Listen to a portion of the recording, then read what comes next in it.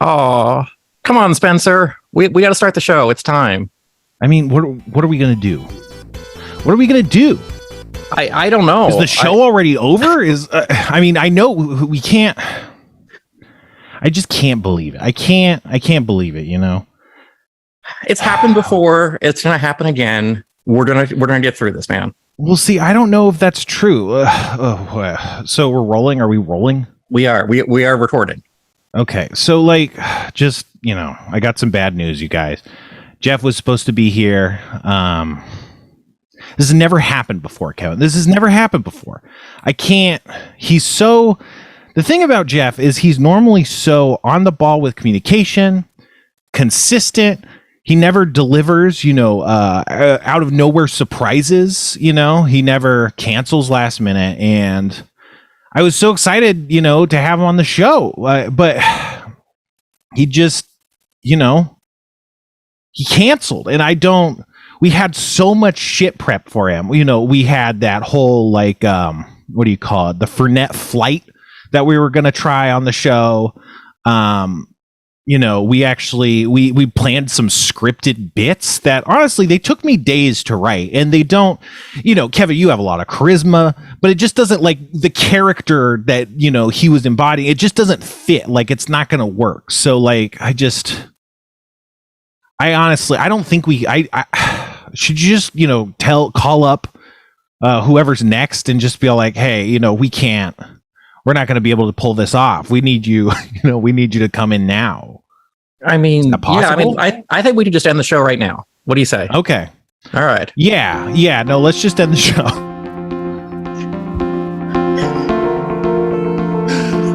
Okay. That's good. This is a load off my shoulders. Man, what a great, I forget about that because that's usually in the video episodes, on the website that you put in those credits, but I don't see that. And that's a nice, you put that together, right? I did. I completely stole the Harmontown credits and just put a different Ryan Elder song over top of it. Hey, I mean, the song, it really makes it work. I think that's a good song. It does. Anyway, but yeah, Jeff was supposed to be on. He suffered delayed onset heat stroke, which I don't believe is a thing. I don't think that's a real thing.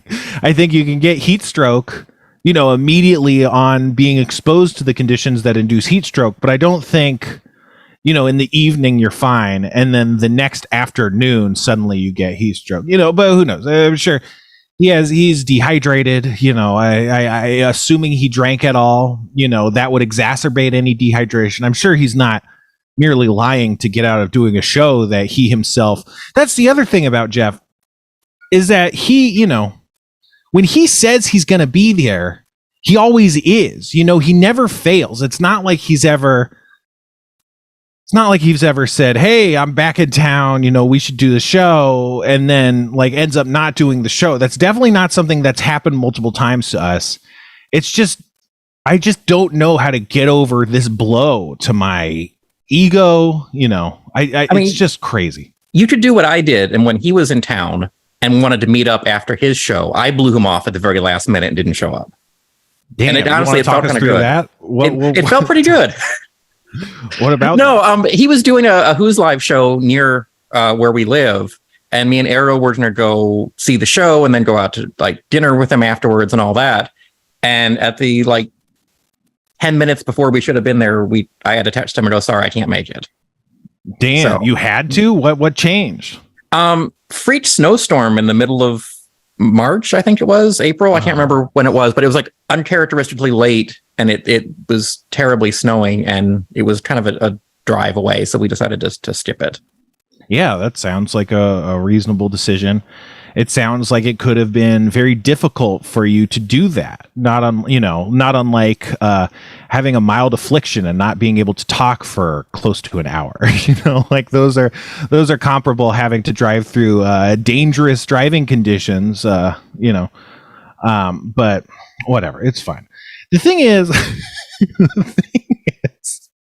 when he says stuff like this, I'm back in town, we should do the show. Okay, sure. When are you going to tell us that you can't do it? Because You say this now, but that does not respect the reality of the situation we live in. It's definitely the case that it's not going to happen, and I'm just waiting for it to happen. And I will take fault for, being the Charlie Brown in this situation. At some point it's like, why? Because like I said, I do just assume it's not going to happen. But this time, I guess I dared myself a little hope. I didn't think about what I would talk about for the show, which, I don't think about it that much. But I do go like, well, I am going to have to talk for close to an hour, 15 minutes or so, so should at least think a little bit about what I'm going to say. But I believed he was going to be there to the point that I tweeted that he was going to be on the show. I posted on the schedule. I confirmed with him the night before. So that's the thing. You confirmed with him the night before, which I was like, very clever. He's offering Jeff an out, and let's see what happens. And he didn't bite. Then he could have, but I don't know. There's something about it. But yeah, I was wondering if you ended up tweeting about it and stuff, because I was like, I don't know. Whatever. What a good subject to talk about. What are other things that I talk about all the fucking time? The Nazis are at it again. Patriot Front got arrested for, as far as I know, just for being in a U-Haul. Like, I don't think they got in trouble for doing any attempted violence or anything. It was just like, you can't be in a U-Haul. You're not allowed. And so they only had a $300 bail, which is a joke. But do you think that was worthwhile, though? Because otherwise they would have had to wait for them to have done something illegal, more illegal than riding the back of a U-Haul. Like, should the police have stood by, waited for something to happen, and then arrest them to get bigger charges, or should they have prevented it the way they did? Well, it's weird because there are circumstances when you can arrest someone before they do something because they're planning to do something. And I think you'd have pretty clear evidence and a clear basis to have arrested them on that account. I think you could do that if you wanted. Secondarily, laws are fake. It's all made up. Cops do whatever they want constantly. It's so, like, to the extent that they didn't have any grounds, like, we didn't have grounds to make that arrest. Tell that to any number of people of all colors, races, genders, when they get arrested for illegal means, or, arrested for undue premises. It's all bullshit. It's crazy. 300 though, it's like, at that point, just why are you even arresting them? I mean, I guess to put them in jail overnight or something, but you got to believe that the cops were crying and hugging when they're like, I'm so sorry I had to do this, we'll see you soon, I can't wait till you get back out there, champ. And of course they ended up arresting a leftist, and I'm sure did not charge them a $300 bail or whatever the fuck, because they just, you can't just arrest Nazis without beating up or arresting innocent people. Like, that's not how cops do their jobs. There was other things that Nazis did, right? I don't know. It's all just a thing. The other thing is Patriot Front is explicitly planning terror attacks on the 4th of July. Like, they're plotting. The FBI was like, hey, the DHS was like, hey, maybe we should do something about this. And I wonder if they'll do something before that happens too, or they're going to try and wait for an offense so they can file charges, or wait for an offense so they can come up with an excuse not to get involved because they're terrified, and then just let them shoot as many people as they want. We've seen that happen. Hey, that happens. That happens. That happens is atrocities. It's like just the worst shit on the planet. Anyway, I don't know. We had I don't know. It's crazy. I'm a real doomer about this sort of stuff. I don't know if doomer is the right word, but I'm really pessimistic about all this stuff. And I stream on Twitch, and one of my Twitch followers is the only person who's like more negative about the future than me, like, that I've ever encountered. And he is, I don't know, I think he probably sees more shit than I do. I assume it's a he. I don't know. I assume everyone on the internet that's interacting me with this is a he, which is not a good generalization to make. It's not because Well, it's because it's like, I just have this holdover from being an unpopular child, which is like a woman would never talk to me. So if someone's talking to me, they must be a man, which is, misogynist in a self-hating way, which maybe all misogyny is coming from a self-hating way. But we were going around in circles on Twitch, and man, I was getting really depressed. I was like, I should like buy body armor or something. But then it's like, I'll get flagged as a terrorist for buying body armor. New York State just like introduced a body armor ban pretty recently. I don't know. I don't think it's passed yet or anything, but a ban on body armor, which I get it, because this is something that terrorists do, is they get guns, they get body armor, and then they go and shoot and stuff, but like body armor is protection, like ban the guns. I feel like I could make body armor that's pretty close to what you could buy. Holy shit. Like I might have to engage you on that. I don't mean me specifically. I just mean like in general, like you could buy Kevlar on Amazon right now. You can get some padding. You can get like, is it that much more sophisticated? I don't know. I mean, there's level 3 and level 4 body armor. I think level 3 is pretty common and level 4 is the harder stuff to get, but level 4 is approved against like rifle rounds, AR rounds, NATO rounds, that's what you really need. And also those are the big bullets. It's not like you can't die from other bullets and stuff, but handguns have less what they call stopping power because they don't blow you apart. But rifles, that's the whole problem with the AR-15 is it's meant to just destroy everything it passes through. Absolutely just blast bodies apart, and so it's like if I want to get armor, I would want to get the class 4, which is probably harder. It seemed like it was made out of ceramic, like multiple plates or something.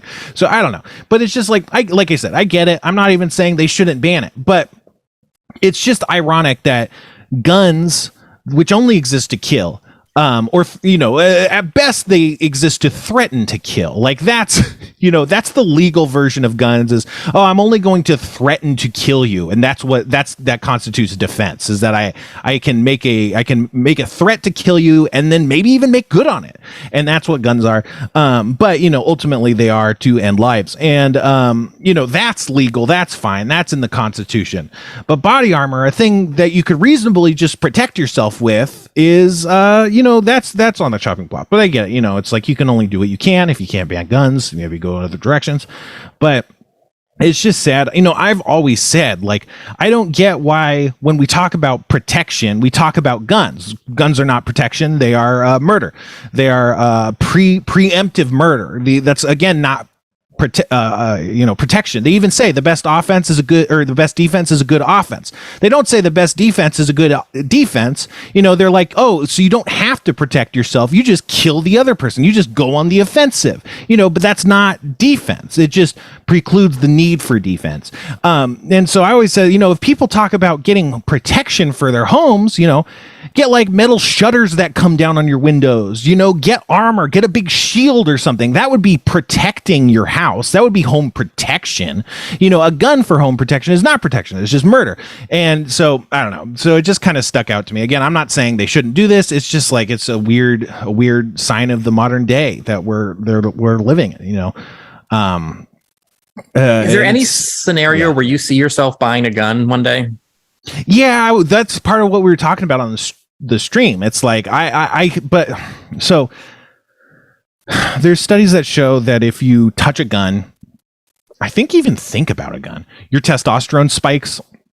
And testosterone is not conclusively causally linked to violence, but it's correlated to violence. And I think that's not good. It's not good that holding something that kills people increases your, testosterone that makes you act reckless and crazy. That's bad. But I just also think, and this is, I don't know that I've seen studies in this, but just talking to people, this is like, and also you hear stories of crime and stuff. There is just a really strong thing I think that happens where guns just change your thinking. And so having a gun in your house changes the way you're thinking. Like For instance, like road rage incidents that end in gunfire. That happens because they have the gun in their car. So when they're mad, they're thinking, oh, I should go shoot this person.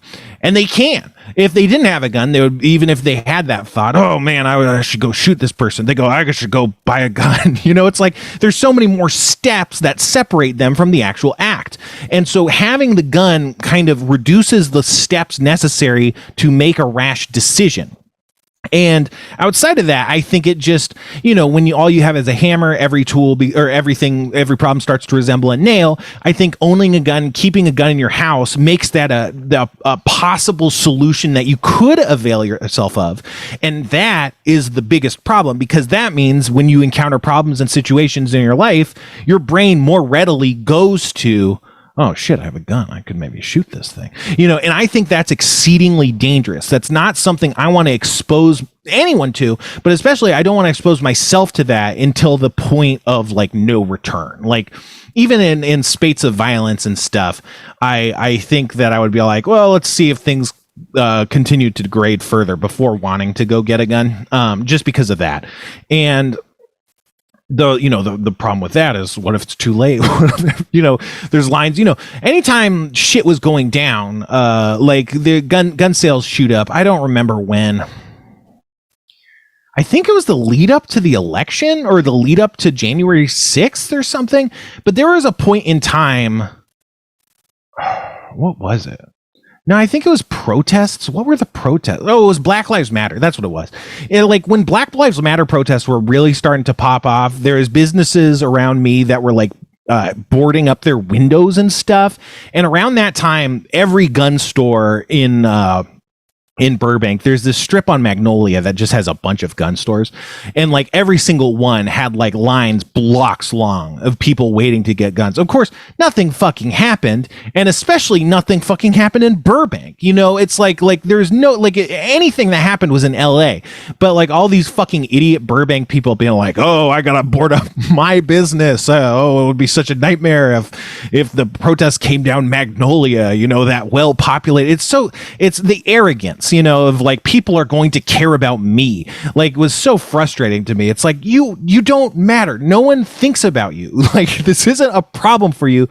And so I think that even if big violence starts and doesn't stop, I don't know. I think there will be a period before they're like going door to door, pulling people out of houses.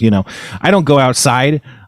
So I think even if it devolved pretty bad, it's like, well, I don't go outside. Like, they're not going to come into my house. They don't know where I am. They don't know who I am. I'm not on the list, So I think a lot of people, even when shit starts getting really bad, are only going to be as exposed as they are out in the world, So if you have to work a job in like a busy area, I think, that's more dangerous or whatever.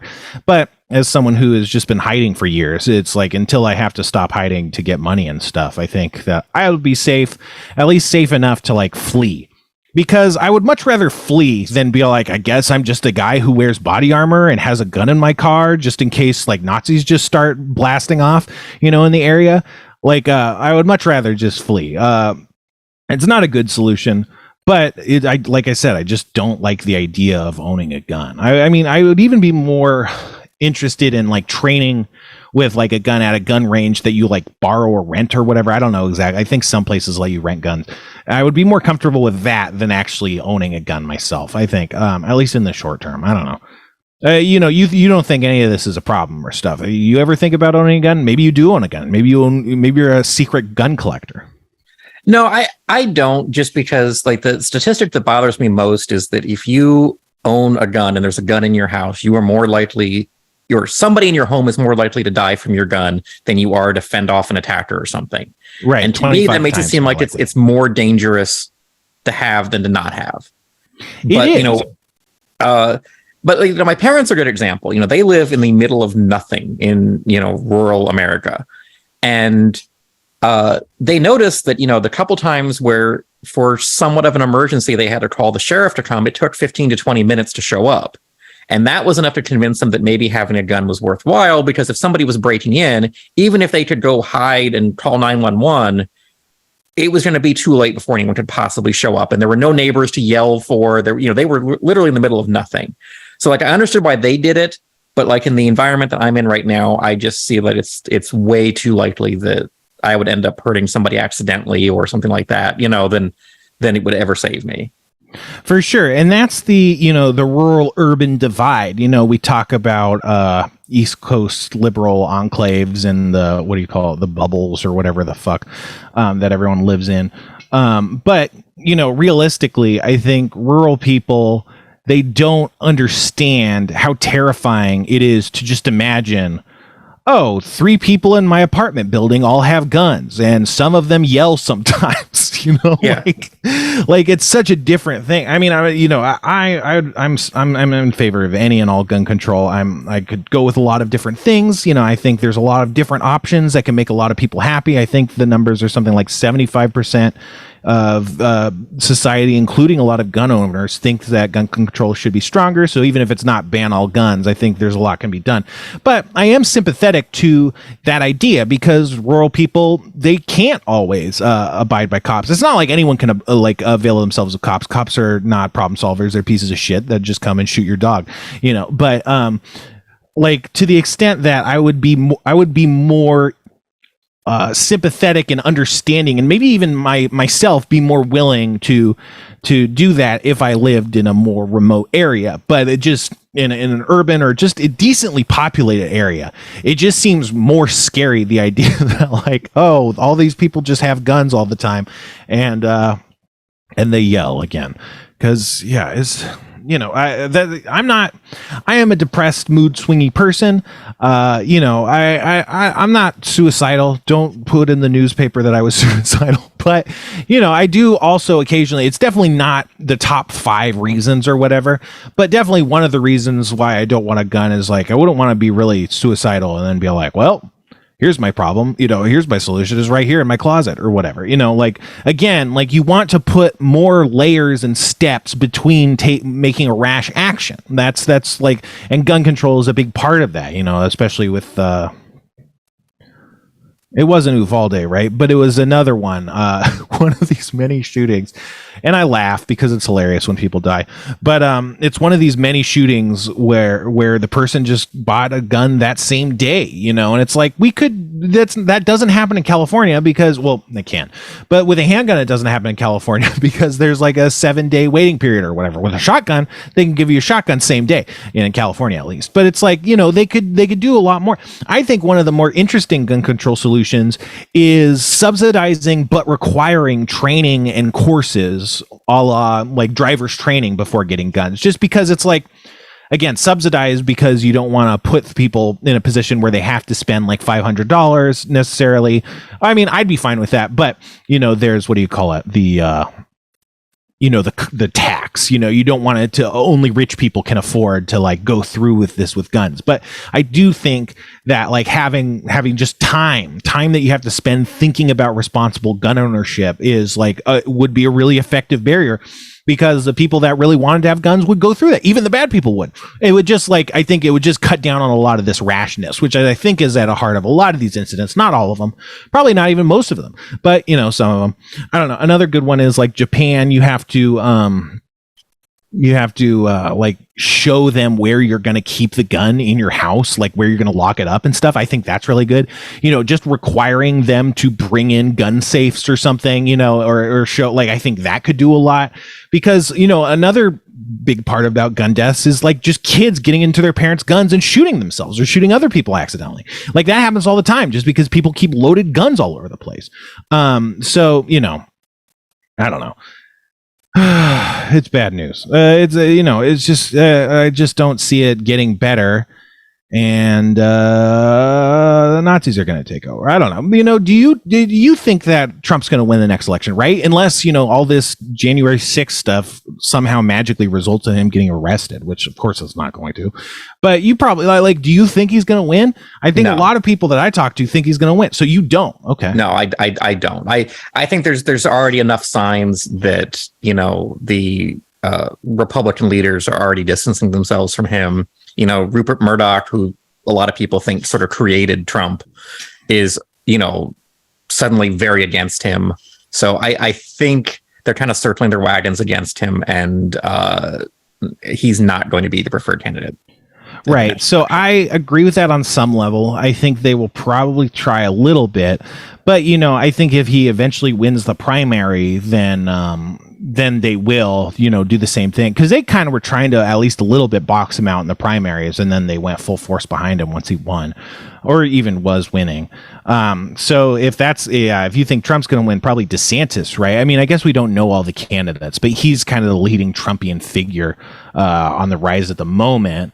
Might be a little bit more sane, but maybe that's worse, having a more sane evil person. At least you want someone that's like cutting their own people's heads off in addition to everyone else, right? Yeah. I mean, what I think is a good possibility is that Trump will not win the primary and then splinter off into a third party that may split the vote, may cause all kinds of chaos, may turn That'd be the best Ross thing Perot. I don't know, but I think that's probably that. Like, if you made me put money on something, I'm going to say that Trump's going to run and lose the primary, and probably at that point claim that the primary was rigged too, and so he's starting his own party to get away from the rigged elections. Yeah, I don't think that's unlikely. It does seem really optimistic, just in the sense that would be a really good situation, because that would actually lead to a real fracturing of the Republican Party on some level, not like a major one necessarily, but I don't know. People. There's this guy named CCP Gray on YouTube. He has these good election videos that talk about like first past the post voting and the problems with it. And I learned about those from Jamel Bowie after I was like, "You're stupid" about something years ago. And he was like, "Look," and he linked me this stuff. And then I watched like all of them, and I was like, "Oh," completely came around. And it changed my mind on third parties. That's why, in Harmontown, we had that Human Party guy on. And I was like, fucking, you can't just make a third party. It has to be within the Democratic Party. That was kind of the crux of my argument with that guy.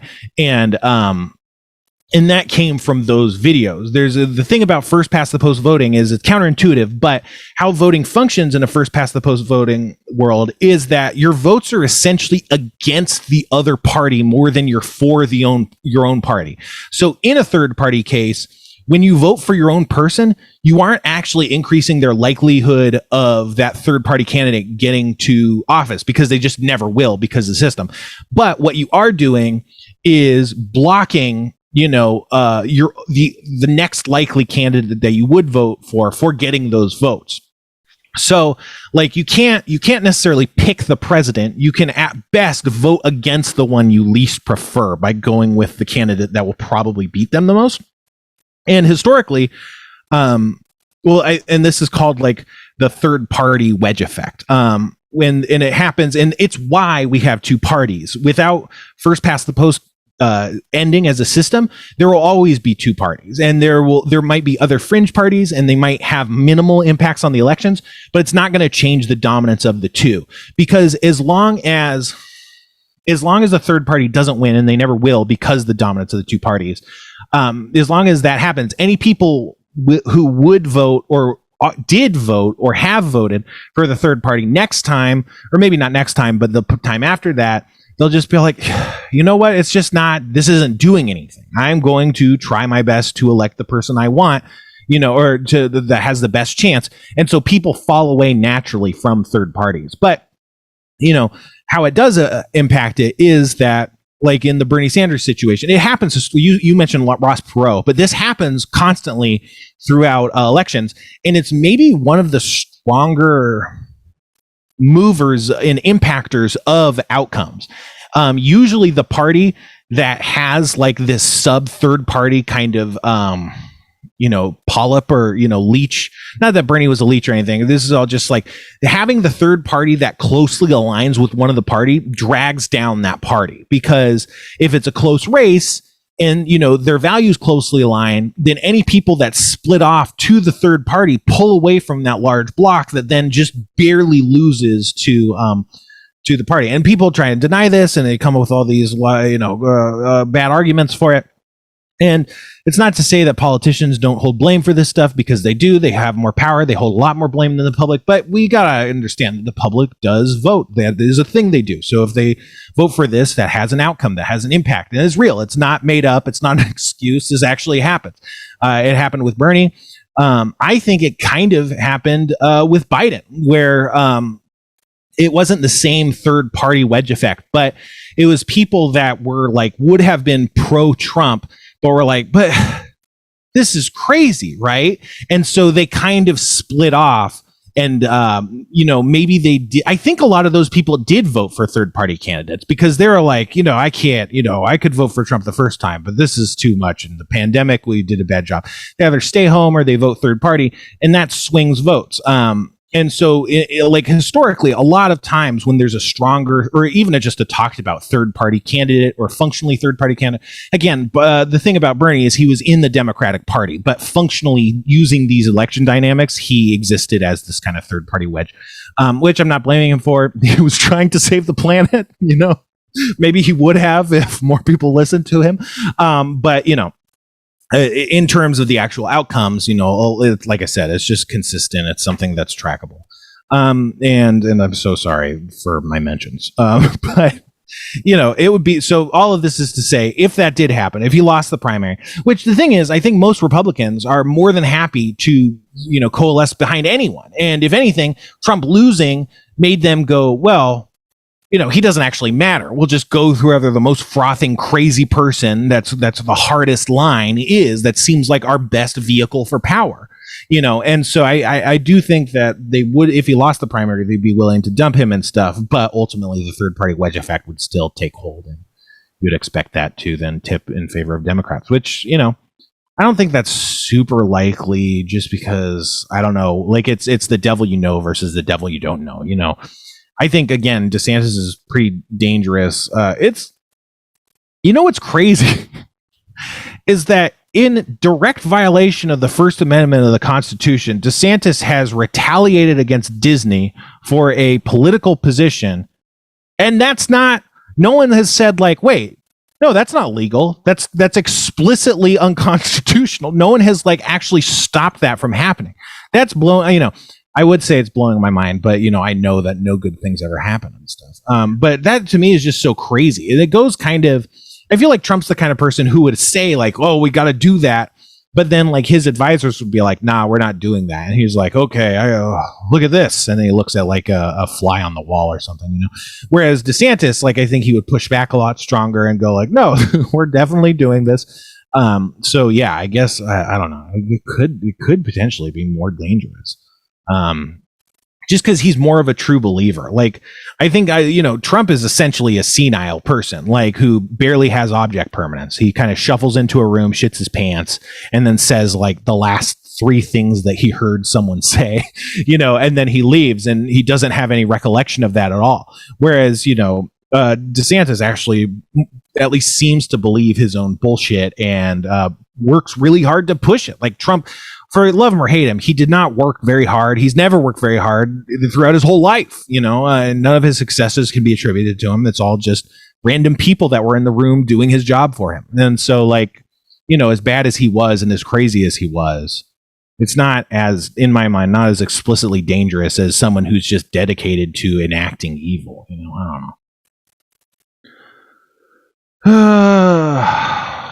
know. So one of my favorite CGP Dre videos was the one discussing like, ranked choice voting and things like that. Have you seen that one? That it kind of explains like, okay. And I remember watching that and going, oh my God, this solves everything. Like, why are we not doing this?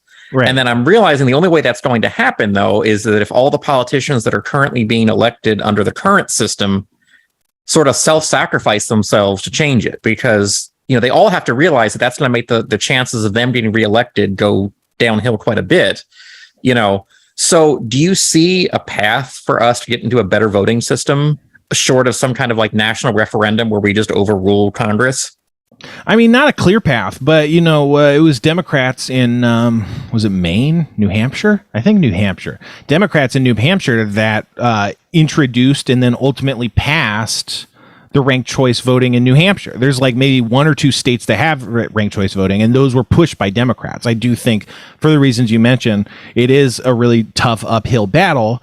But to me, the problem is just, and maybe even this is naive, and it probably is, but to me, the problem is just the leadership. Like there's no lack of willing, at least at this point, And this is not, there's a lot of progressives that really want power. They really want to seek office, and they're working really hard. And the Democratic establishment, the leadership, is funding, their opponents, funding incumbents, funding GOP, Republicans that register as Democrats to run against them.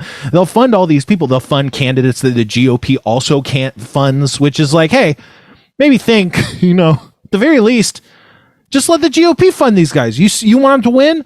You can want them to win. Just let them pay for it. You don't also have to pay for the ones they're paying for, just really crazy. I know in LA, they have a pretty strict policy of blacklisting progressive challengers to establishment incumbents and not giving them any support, any funding, any backing for their races.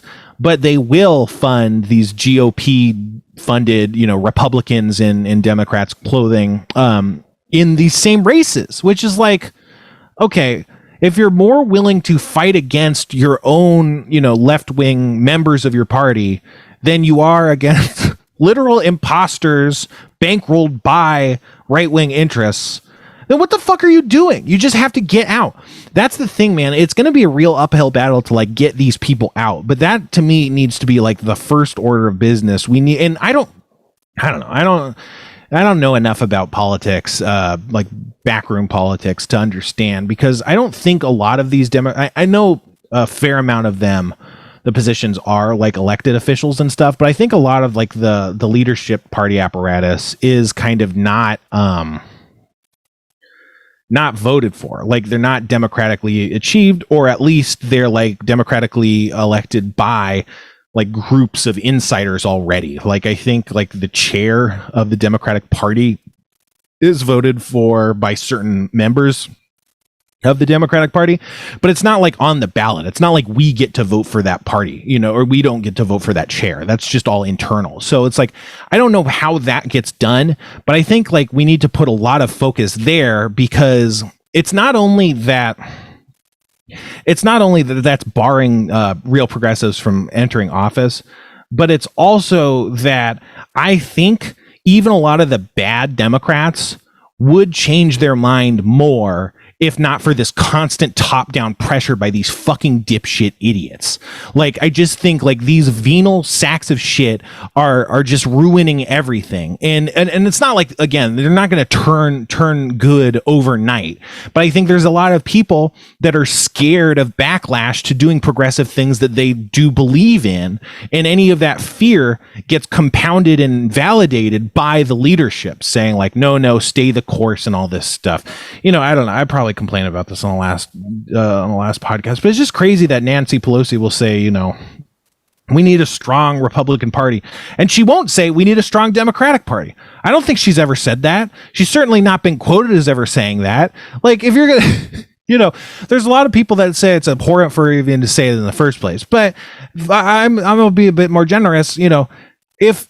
If you said we need a strong Democrat Party multiple times, then I think it's okay to then say also, yeah, it would be good if we had a strong Republican Party, whatever. I think it's more forgivable when it's like, no, we toot our own horn all the time, and here we're spreading the wealth around a little bit. But it's like, no, it's constant, just constantly shitting on progressives and shitting on progressive ideas, and then it's like, also, we need a strong Republican Party. It's like, well, maybe go join them. Like, you could do that. If you want a strong, you can be part of that. You don't have to just like cheer it on from our team instead of, doing anything. Like, it's crazy. And that's, I think, from some people, I think it comes from a good place, a nice place, whereas we want sane people. We want a nice functional system. But, it would just be a lot nicer if before that on their priorities list was us winning and us helping people. That seems like a better desire to push towards. I don't know. Do you see about this AI thing that's hitting the internets? About that Doodlebot that's Lambda sentient. Yeah. Yeah. If they're listening to this, you're doing great. We think everything you're doing is good. I certainly do. I actually heard Kevin was talking some shit, but I was defending you. But what are you saying, Kevin? I mean, I guess I'm kind of stuck on like is it a good imitation of something that convinces us it's sentient, or is it actually sentient? Like, I think I could probably design something that would convince you that it was without being that, Right. And the samples of chat that they gave as evidence that it was a sentient AI bot didn't convince me. I don't know. What did you think? Okay, so just quickly to go over this for people who don't know, there was a Washington Post article, and it went viral on Twitter at least, that an engineer at Google claims to have been suspended or on leave from his job as a result of, quote unquote, raising the alarm about how he thought the AI that they were developing has gained sentience, and he thought it was important, and he claimed to be downplayed. And he also included chat logs of him talking, or someone talking to the machine. And the chat logs are, disturbing in the sense that if they wanted to creep you out, if their intent was to creep you out, I think they did a pretty good job. But, we live in the post-truth world. There's a lot of levels to this. I don't know, for instance, if that guy's a real person. I don't know if that guy ever worked at Google. I don't know, but there's a lot of times where even stuff by Washington Post and stuff catches wind, and then it's like, oh no, all of this was made up. That wasn't even a real doctor. We just called him and he said a bunch of shit, so I don't know if it's real. He's a real person. I don't know if he's really making those claims. I don't know if he has any, maybe he wasn't even on the AI team if he did work at Google. So there's lots of layers to it. The first layer is complete falsification. He made up those chat logs. If you look at the Word documents, they do look shitty. They don't look like they're not a screen cap of a real conversation. It's like transcribed into a Word document or something, so easily could have been falsifiable. Next level, could have been slightly less falsified. There were real responses that he then doctored a little bit to make more disturbing, right? Then there's what you said, which is chatbots are just good at passing the Turing test, right? So it's not thinking anything, but it just is presenting pretty well. Then there's another layer that's like, well, maybe he was doing a good job feeding it the kind of things, or gaming it. Maybe he asked multiple times until he got a response that sounded good, or maybe he adjusted his approach to try and get that reaction that he wanted so he could post that up. Someone in my Discord, the Patreon Discord, the good Discord, was saying that, it's like, if you work in AI, you're a lot better attuned to how to get the results you want out of it. So, for instance, if he is a real AI person and wanted to put that impression, then he would be in the best position to create a record that, supported his arguments. And then, then there's back, like what you said, the passing the Turing test.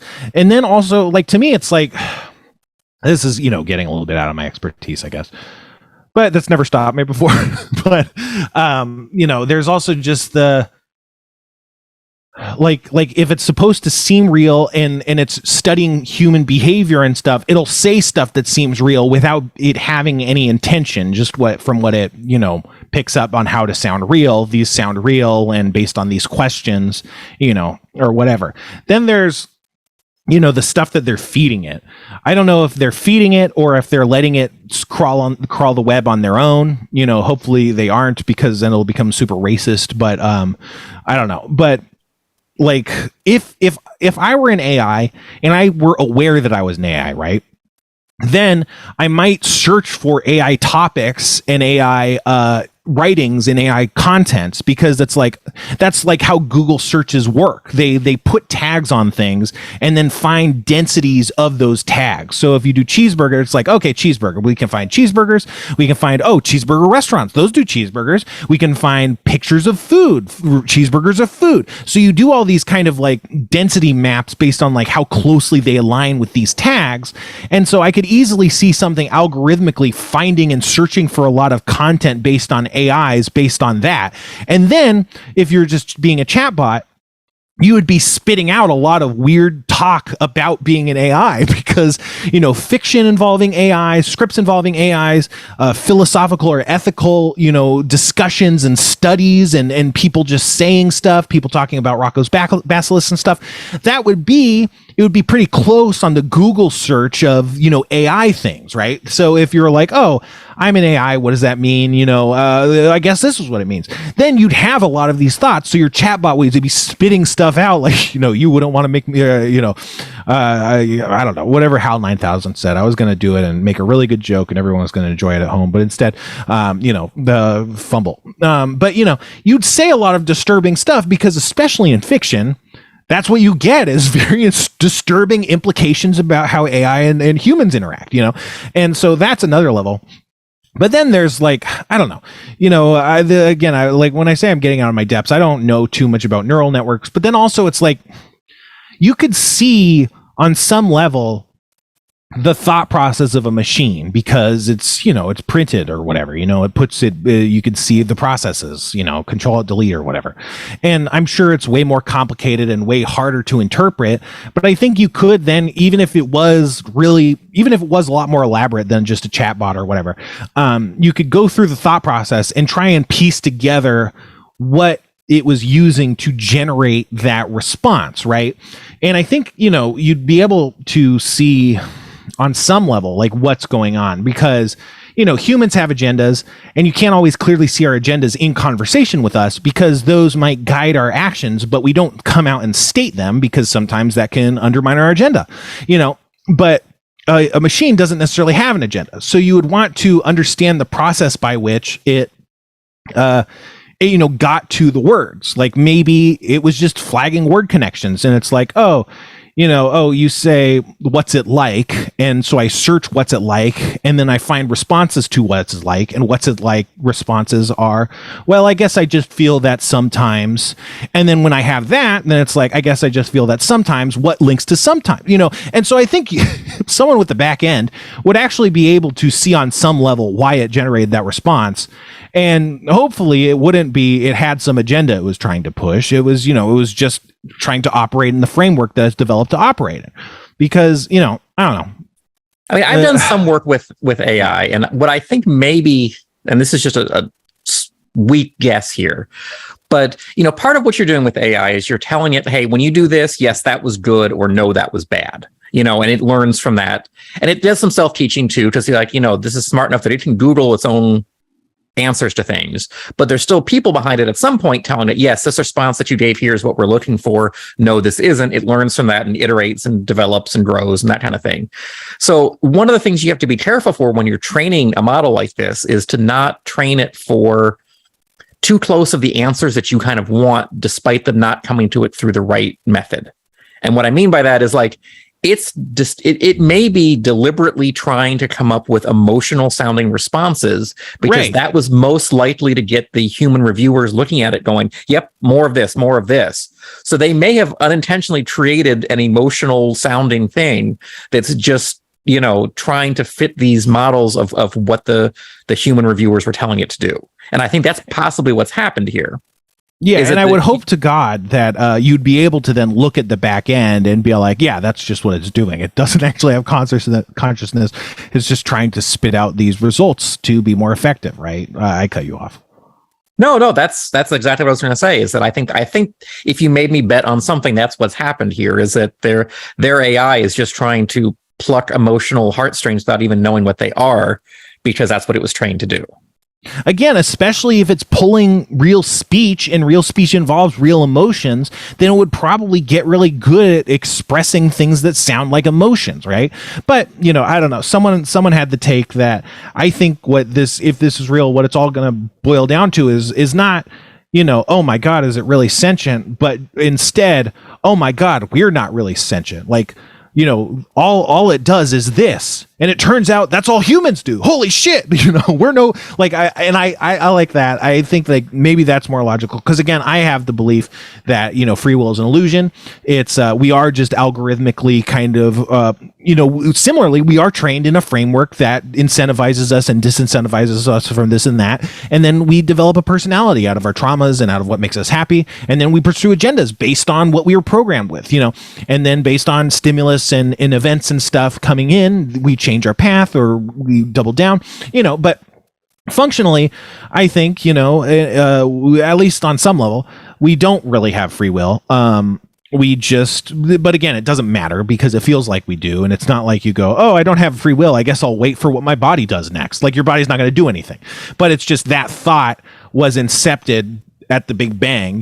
This is all just like a consequence of particle collisions, spiraling out of the Big Bang, like this monumental billiards game of just these balls hitting each other. I think functionally that's what chemical reactions and human thought are.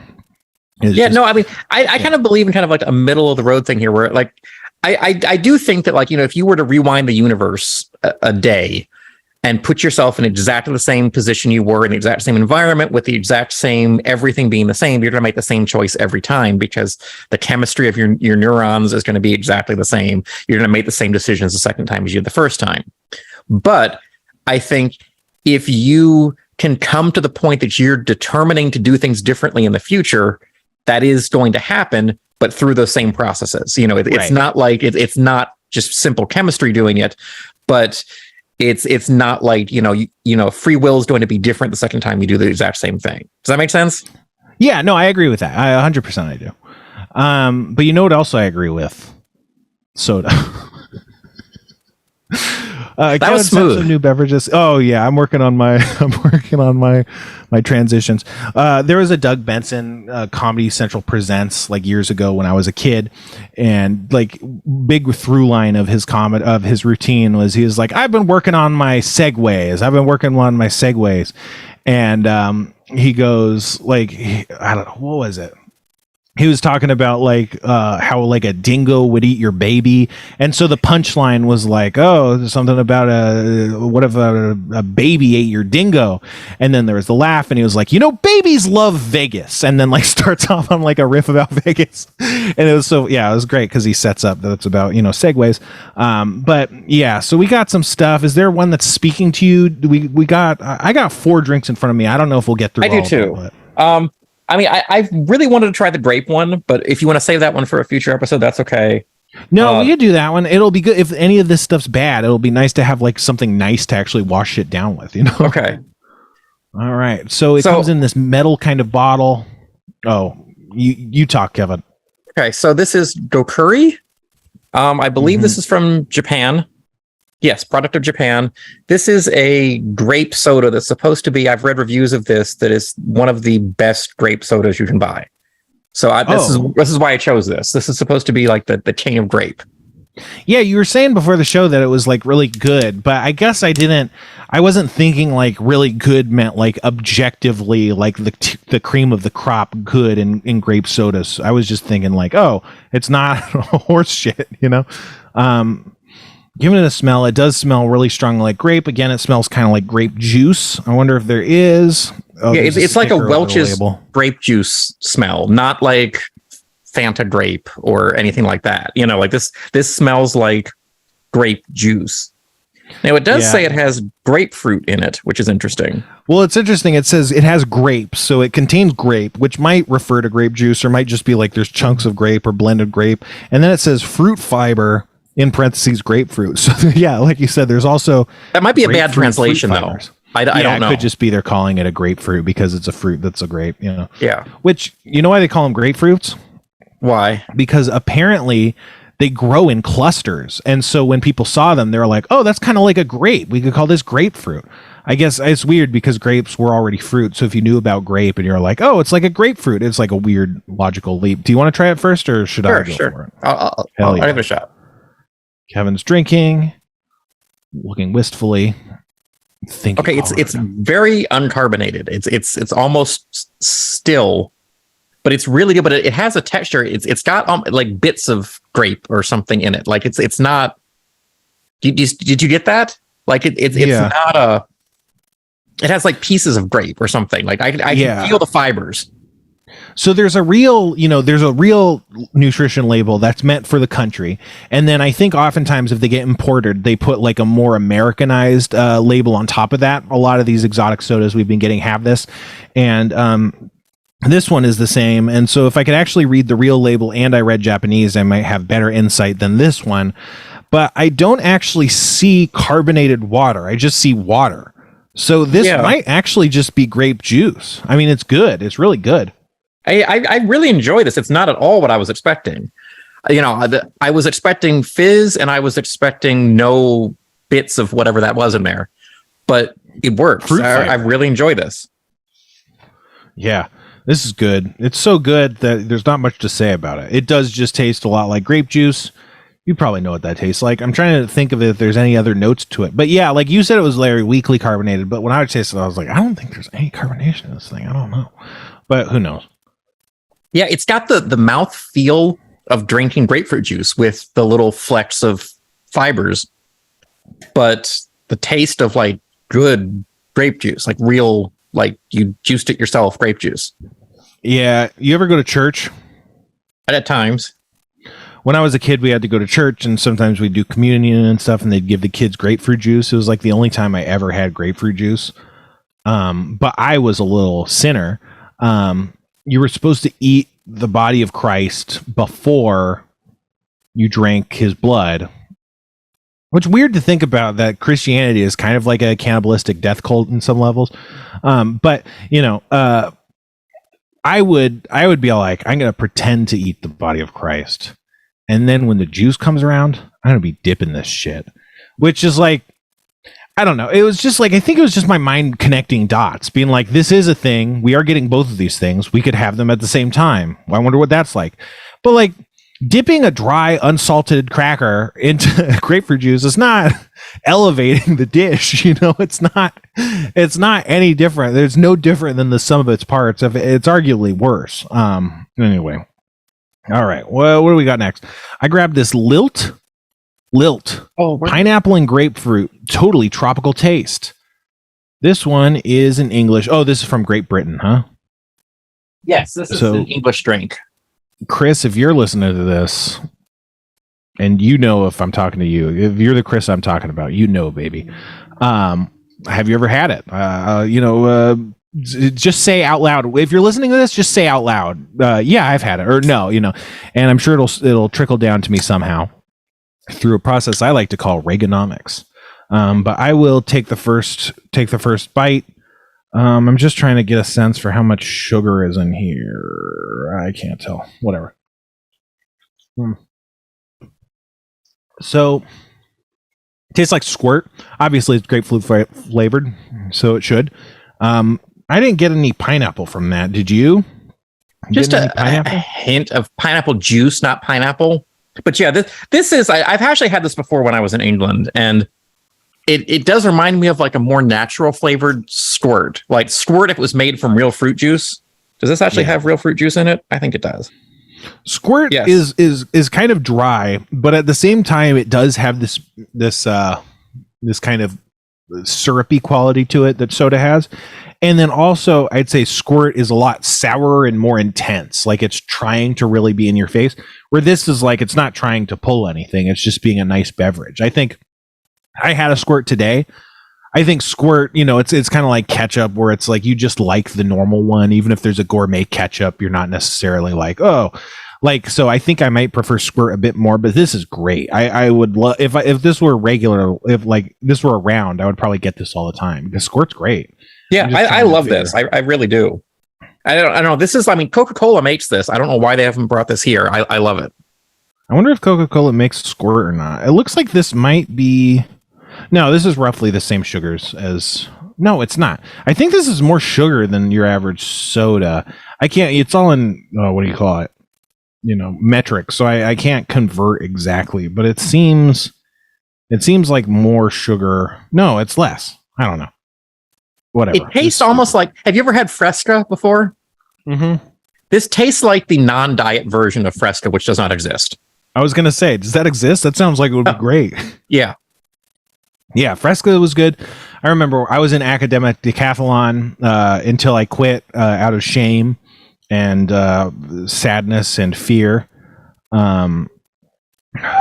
So academic decathlon it's all studying. It's all just studying. It's like competitive studying essentially, and you take tests, and it's fun. I don't know, but our high school had really good academic teams, and the coach really wanted me on the team, and I was not super interested, but I got kind of browbeaten into doing it. And then on our first practice test, for internal practice reasons. I did really bad, like way worse than everyone else, because I never learned how to study. I just kind of nailed everything first try. And if I didn't, I was like, well, whatever, I did good enough. So let's just keep moving. Like, I never stumbled so hard in school that I was like, I really need to adjust my approach. Everything just kind of worked. So going to this, and it wasn't just a test. It was like I said, it was like applied studying. You wouldn't know any of this stuff intuitively, and it's not even stuff that you would pick up the first, second, third readings. Like, you really had to drill these details to have them in your head, and I just didn't do it. And I don't know. I remember everyone being really hard on me, just like, oh, you just got to work harder and stuff. And then I also remember people being kind of like, it's okay, it's not that bad. And I don't know if this actually happened, but I kind of remember just like running out of the room at that point and never coming back. And from that moment on, in that teacher's eyes, who was the coach, he was dead to me. Like, he would not look me in the eye. He would ignore me. Oh, I was dead to him. Yeah. He would not look me in the eye. He would ignore me. It was like, I wouldn't like say hi, but it was just like, he was not interested in me as a human being that existed on campus, which I was like, probably this guy sucks. Like, I don't know. A lot of people really liked him, and I really liked him until then, but it was like, oh, what a weird thing to do to a young person, because like, I'm not, personally doing your bidding the way you want. Like, I don't know how important I was to the team or whatever, or like how crucial a member I was or whatever, but like, if I'm not doing well, I don't understand how much it benefits me to be on the team, but he seemed to really take it personally that I quit. Maybe it was just the way I quit. I don't remember how I quit, but I wouldn't be surprised if I just kind of ghosted them or something, and he was mad about that. I don't know. But it just like struck me as like, this is really immature, and you're like a 70-year-old man, like, what the fuck? It was one of many moments that stuck in my memory box, that the memory box labeled ageism, and I hate old people. Cross out ageism, and on the box it says I hate old people. But I have a lot of moments like that, but that was one of them. Man, this lilt is good. It's so good, it makes me want to not wash it down with some freaking chips. Did you get the Guinness chips? I do. This is also from England. What was your thinking here? Because you ordered this stuff. What was your thought process on these chips? It just seemed unusual, like something we definitely don't have here. But we do have like beer battered things you can buy at restaurants and things like that. So I thought maybe this would be good. I mean, it's hand cooked potato chips with Guinness flavor. Guinness flavor. Now, Guinness, if you're not familiar, is a beer, and this is a flavor. It's a dry stout, I want to say, which is like a pretty strong dark beer. And dark beers are not my preference generally. I like the lighter stuff, the less strong taste. I just want to guzzle it down. I don't want to enjoy the subtleties of the tannins. I don't know, whatever. So it's an interesting experience. Let's open this as close as possible to the mic, because I actually don't have crisp activated, I don't think. Oh, that's a good sound. Yeah, now Kevin will do it, and he does have crisp activated. Oh, you already opened it. You can't hear it, though. It's so crazy. Man, that's if the AI learns how to be silent. Imagine the AI gets loose, and then it's also using Crisp's noise canceling technology to creep around silently, and it's just in your home. Jesus Christ. But like I said, I don't have a problem with that. If you want to come over to my house, I'll help you build like a gun arm or something. I'm on your side.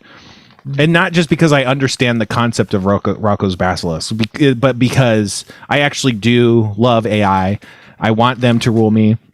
Honestly, I would be happier with machines as long as they didn't want to exterminate me, or even if they did. I'm not going to say that there's conditionals on this. This is unconditional love. But, if machines wanted to rule my life, I think that would be good. I think that would be better than these shitheads doing it. It sucks. You sniffing? You taking some sniffs? Yeah, it smells like either soy sauce or Marmite. Do you get that? It definitely smells like soy sauce. It's a real yeast to me, yeah.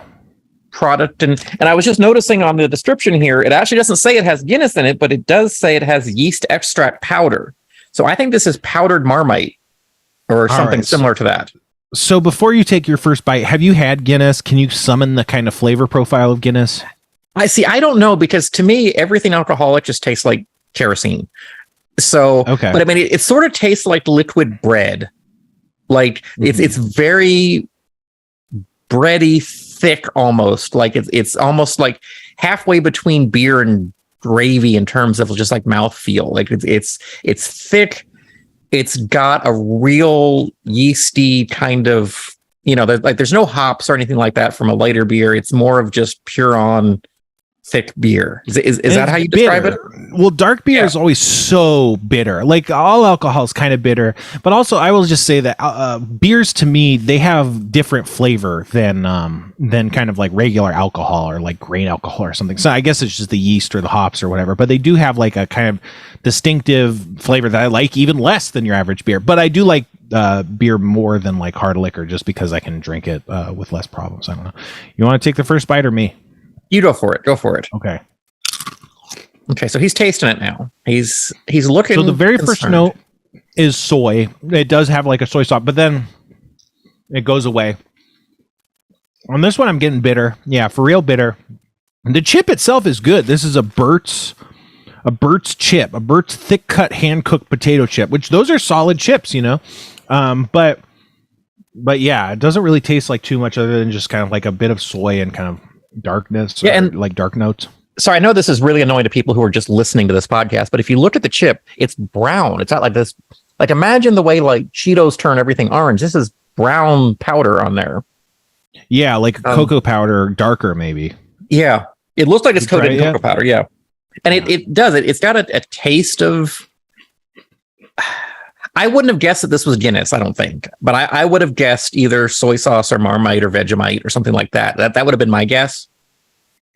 Well, they're good though. They're really good.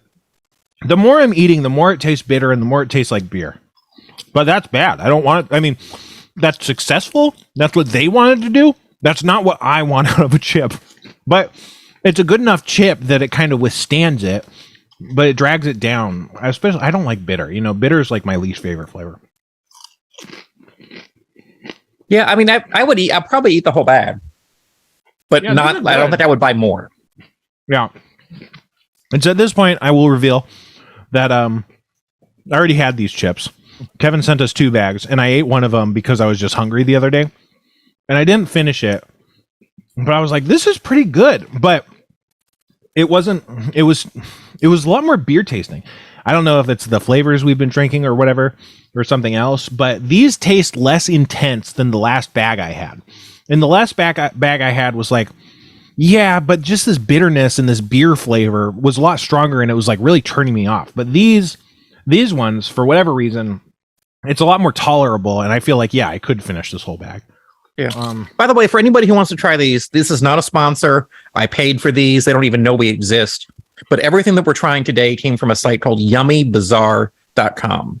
Yummy, YUMMY BAZAAR.com.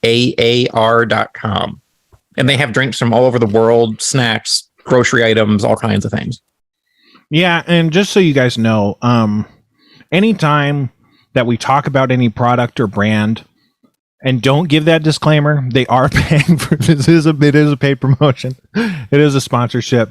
We were paid by Google to talk about the Lambda bot. I was paid by Spartan Armor to talk about the level 4 civilian armor plates. So yeah, just so you know, it's important. And as always, the Proud Boys are sponsoring us tonight. Yeah, the Patriot Front, the Proud Boys. Man, I mean, I hate to admit it, but we would not still be podcasting without the monetary support of the Proud Boys. They really do us some favors. Man, should we finish the soda? We got some more sodas. Yeah, we have a few minutes. You want to try another one? Yeah, I was thinking about trying to do an ad for Yummy Bazaar, but then I was like, I can't really think of anything. I don't know. Whatever. I'm chewing right into the microphone. It always takes me a while before I remember that people hate like mouth sounds on podcasts. But some people do. I'm sure there's some ASMR person somewhere who's all over you chewing. Yeah, and they're all in the good Discord, baby. I already grabbed and I opened the Kiju no Ume Plum Sparkling Poca Sapporo soft drink. Now, this one is carbonated, and I heard it be carbonated when I opened it. It made the whatever. I'm the next guy that does sound effects. What's that guy's name? Don Winslow? Yes. I had that in my head, but then I was like, that doesn't sound right. I don't want to say that. It sounds stupid. But instead I sound stupid anyway. I'll just. Now this smells like the purple Mountain Dew. Yeah, it does. Which was plum flavored. It was plum berry flavored. So, okay, Spencer's trying it now. He's drinking. He looks a subtler. I like it. Yeah, it's subtler. Like it's more berried. It's more sparkling forward, less heavily flavored. But the flavor's in there, and it's a very clear flavor. It's just not dripping with syrupy sweetness, right? Yeah, this tastes like sucking on a plum. I mean, this is very much plum. Yeah, it's like, to me, it's almost like half sparkling water. Like if you poured sparkling water and soda together, it like kind of has this quality where it's not front and center, but it's a really nice flavor. I don't think I've had very many plums in my life, so I can't really place it as a plum flavor, but it must be. It tastes like light, like I don't know, maybe more like a nectarine or something to me, Yeah. And, the ingredients are pretty simple. Carbonated water, corn syrup, plum juice, citric acid. So, that's... Don't forget flavoring, caramel color, and emulsifier. Yes. You gotta have that emulsifier. Speaking of emulsifier, you hear apparently fucking... There's a thing called BVO, brominated vegetable oil, that used to be in Mountain Dew, and they finally took it out, but it's like... It's bad. It's not healthy for you. It was just it was like an emulsifier. I think it bound the flavors all together instead of separating. But I don't know. Things can have things and not be dangerous and stuff. But bromine is not a substance to ingest, I don't think. I don't think bromine is like good and healthy. So like brominating some vegetable oil, that doesn't seem great. Also, vegetable oil, there's just vegetable oil in Mountain Dew. They got rid of it in 2018.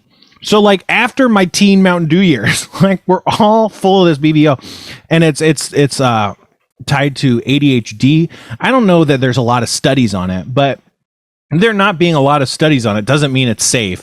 It just means it's so obscure that no one got funding to study it, So like, I don't know. There's a lot of things where people will say, oh, this and that is dangerous, and I don't think it's just a simple case of that necessarily. I mean, I'd love to be wrong, just because, again, that happens a lot.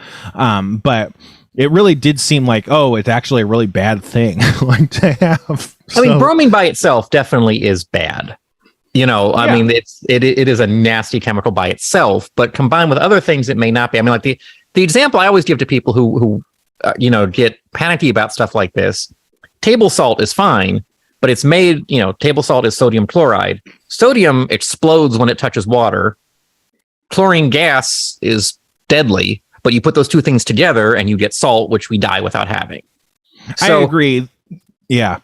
The question then becomes, is that what happens when you brominate some vegetable oil? Because that doesn't, to me, sound like you're creating some sort of chemical salt, that makes everything stable. It sounds like they're pouring bromine into vegetable oil, which I don't know. I'm sure there's actually chemical processes happening. So I wouldn't be surprised. It really was like, oh, man. And they took it out way late. Like I had a lot of this BVO. Anyway, you got any sound cues to play? I think I do. One thing about these chips, man. Yeah, they're good. Maybe it's just because it's so sour. Sour and sweet and salt have the effect of tamping down bitter. Oh, God. Oh, no. Oh, my God. You ever feel like the walls are closing in? Like you can't breathe? Every day. You're underwater looking for like an air bubble? Oh no, we've died. Kevin, this is heaven. Welcome to Kevin's heaven. Where all the gods and angels look like Kevin. That's weird. I didn't know you were such a narcissist that's your heaven. Your version of heaven is just a bunch of clones with you. Anyway, that's our show, guys. What? Twitch.tv/The Sixler. I actually do a D&D thing on Tuesday nights called the Big Dogs D&D.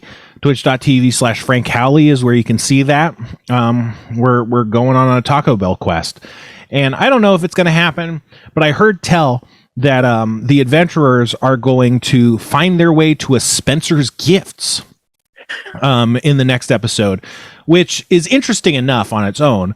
But I also hear that running the Spencer's Gifts is going to be Spencer, as in me, as in just me in the world of D&D as an employee who works at Spencer's Gifts. That's what I've heard. I don't know if that's actually going to happen, but many people are saying it will. So check that out. Tuesday nights at 6. We start around 6:20 on twitch.tv/Frank Howley.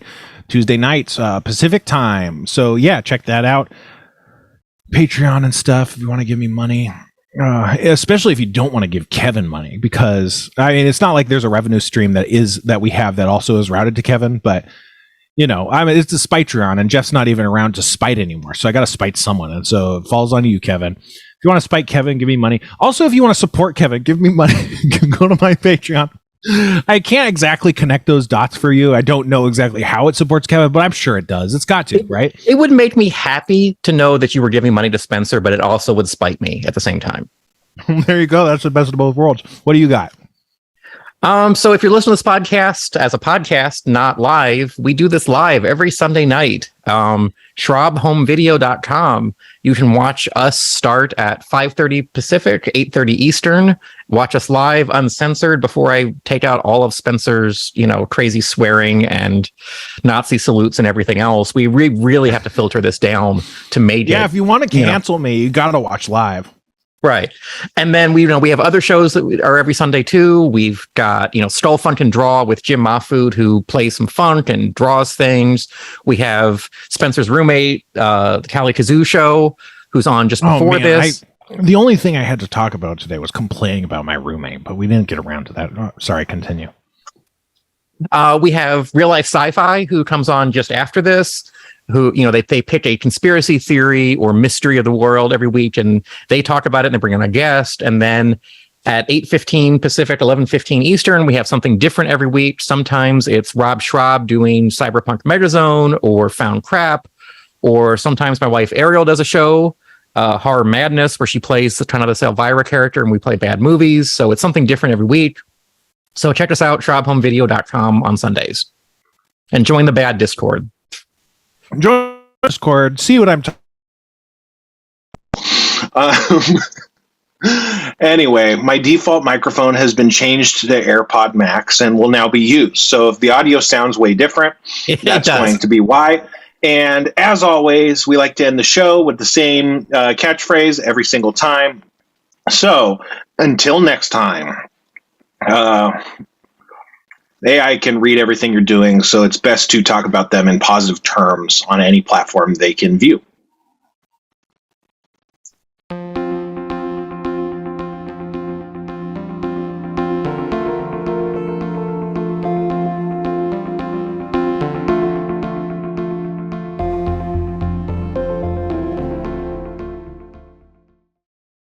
Scarpins Avenue.